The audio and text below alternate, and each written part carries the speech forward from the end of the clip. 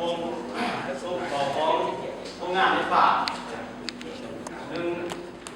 มีเครื่องจักรมันเครื่องจักรของนี่ได้ปันจักรปันหนักจักรปันหนักมันเท่านะต้องเครื่องจักรมีไปประกอบเติมอีกของประกอบของโรงงานไฟฟ้าที่ยังไง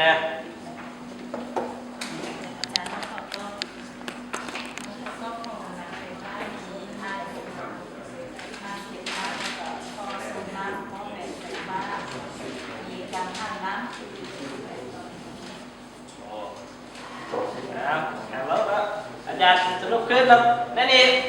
องค์ประกอบของโรงงานผลิตภัณฑ์ก็มีอ่างเก็บน้ำแล้วเนาะก็มีอ่างเก็บน้ำมีน้ำไหลไปใส่เนาะต่อมาก็มีกังหันน้ำหรือว่าประตูปิดเปิดให้น้ำไหลเข้าไปหาไดโนโม่บนท่อเนาะก็มีท่อส่งแล้วก็มีหม้อแปลงไฟฟ้าบนผลิตไฟฟ้าเนาะวันนี้มาเข้าก็